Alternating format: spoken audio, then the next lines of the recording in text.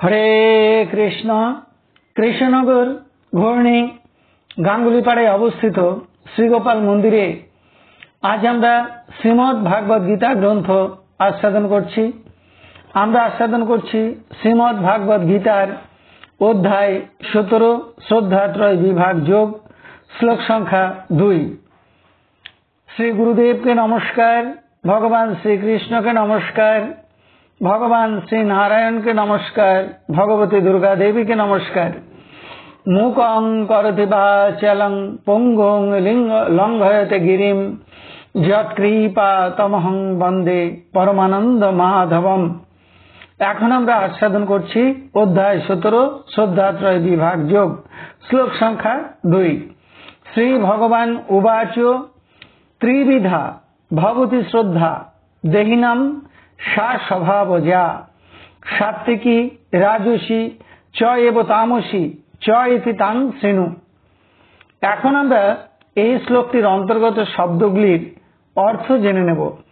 শ্রী ভগবান উবাচ, শ্রী ভগবান বললেন, দেহিনাম দেহধারীগণের, সাত্ত্বিকী সাত্ত্বিক, রাজসী রাজসিক, চ ও তামসী তামসিক, চ ও ত্রিবিধা তিন প্রকার, এব অবশ্যই, শ্রদ্ধা শ্রদ্ধা, ভবতি হয়, সা তা, স্বভাব যা পূর্বজন্মের সংস্কার থেকে উৎপন্ন, তাম তা, শৃণু শোনো।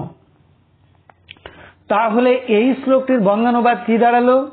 শ্রী ভগবান বললেন যে দেহধারীগণের অবশ্যই সাত্ত্বিক, রাজসিক এবং তামসিক তিন প্রকারের শ্রদ্ধা হয়, তা তাদের পূর্বজন্মের সংস্কার থেকে উৎপন্ন হয়, সে বিষয়ে শ্রবণ করো। এখন আমরা এই শ্লোকটির অন্তর্নিহিত ভাব আস্বাদন করছি। ভগবান শ্রীকৃষ্ণ এই শ্লোকে বললেন যে মানুষের শ্রদ্ধা তিন প্রকার, সাত্ত্বিক, রাজসিক এবং তামসিক। শ্রদ্ধা শব্দের অর্থ গভীর বিশ্বাস।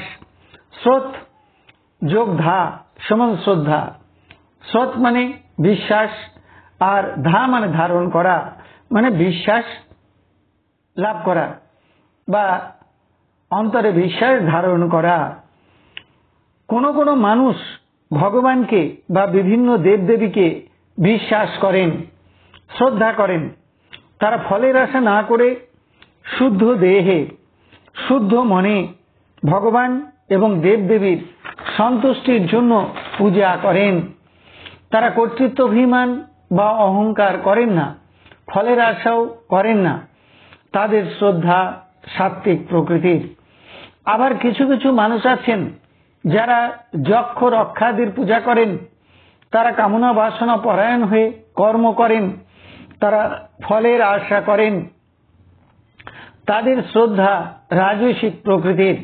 তারা পুণ্য বলে ঊর্ধ্বলোকেও গমন করতে পারেন এবং পুণ্য ক্ষয় হলে আবার মর্তলোকে নেমে আসেন। আর এমন কিছু মানুষ আছেন যারা পরচর্চা পরনিন্দা করেন, নিদ্রা তন্দ্রা আলস্যে মগ্ন থাকেন, বাসি পচা উচ্ছিষ্ট খেতে ভালোবাসেন। তারা ভূত প্রেত পিশাচের পূজা করেন, তারা সত্যতাকে মিথ্যা বলে মনে করেন। তাদের শ্রদ্ধা তামসিক।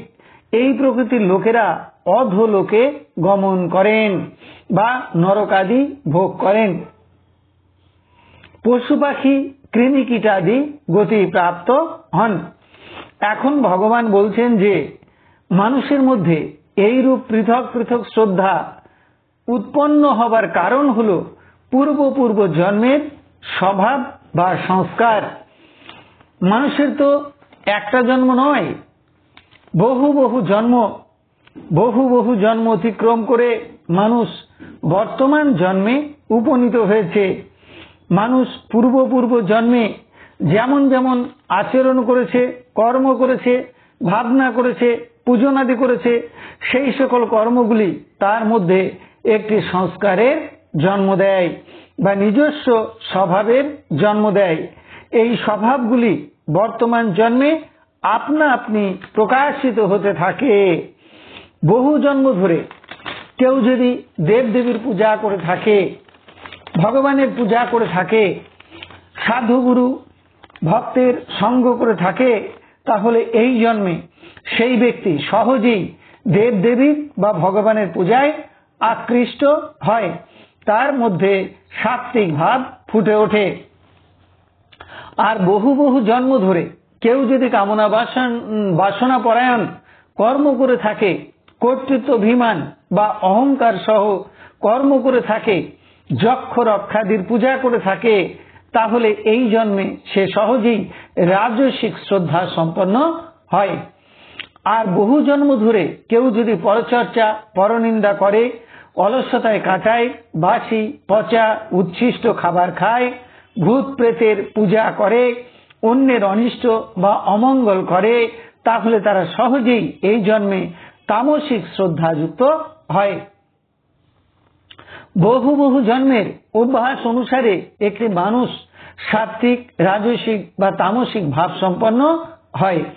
এখন বিশেষ কথা হলো, মানুষ পূর্বজন্মের সংস্কার অনুসারে সাত্ত্বিক, রাজসিক বা তামসিক ভাব প্রাপ্ত হয় ঠিকই, কিন্তু বর্তমান জন্মের কর্মের দ্বারা সেই ভাবগুলিকে অতিক্রম করে নূতন স্বভাব বা সংস্কার গড়ে তোলা সম্ভব।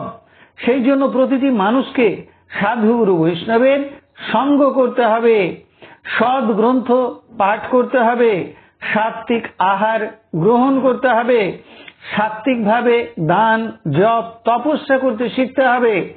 তাহলে এই জন্মের কর্মের দ্বারা তামসিক ভাব বর্জন করে রাজসিক ভাব লাভ করবে, রাজসিক ভাব ত্যাগ করে সাত্ত্বিক ভাব লাভ করবে, সাত্ত্বিক ভাব ত্যাগ করে শুদ্ধ সাত্ত্বিক ভাব লাভ করবে, আর ভগবানের শ্রীচরণে পৌঁছে যাবে।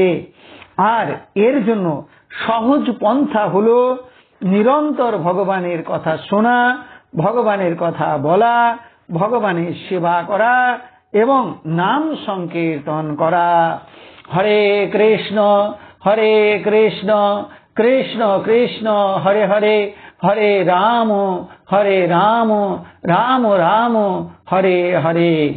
কেউ যদি নিরন্তর এই হরিনাম সংকীর্তন করেন, তাহলে তিনি অনায়াসেই এই তামসিক রাজসিক ভাব অতিক্রম করে সাত্ত্বিক ভাব লাভ করবেন এবং সাত্ত্বিক ভাব অতিক্রম করে শুদ্ধ সাত্ত্বিক ভাব লাভ করবেন। হরে কৃষ্ণ। এখন আমরা শ্রীমদ্ ভাগবত গীতার মাহাত্ম্য পাঠ করছি। শ্রী ভগবান উবাচ গীতা নামানি বক্ষ্যামি বুঝ্যানি শ্রীণু পাণ্ডব কীর্তনাৎ সর্ব পাপানি বিলয়ং যান্তি তৎক্ষণাৎ। গঙ্গা গীতা চ সাবিত্রী সীতা সত্তা পতিব্রতা ব্রহ্মাবলী ব্রহ্মবিদ্যা ত্রিসন্ধ্যা মুক্তিগেহিনী অর্ধমাত্রা চিদানন্দা ভবগ্নি ভ্রান্তি নাশিনী বেদত্রয়ী পরানন্দা তত্তার্থ জ্ঞান মঞ্জুরি ইতে তানি জপ নিত্যং নর নিশ্চল মানসঃ জ্ঞান সিদ্ধিং লভে নিত্যং তথান্তে পরমম পদম। এখন আমরা ভগবান শ্রীকৃষ্ণের চরণে প্রার্থনা জানাচ্ছি। হে কৃষ্ণ কৃপা সিন্ধু, এই নাও তুমি আমার দেহ, এই নাও তুমি আমার মন, এই নাও তুমি আমার প্রাণ, এই নাও তুমি আমার আত্মা, এই নাও তুমি আমার জীবন যৌবন যথা সর্বস্ব। হে কৃষ্ণ কৃপা সিন্ধু, এই দেহ মন প্রাণ আত্মার দ্বারা অনুষ্ঠিত সমস্ত কর্ম তোমার কর্ম, এই সকল কর্মের ফল তোমার। এই দেহ মন প্রাণ আত্মার মধ্য দিয়ে তোমার ইচ্ছায় তুমি পূর্ণ করো।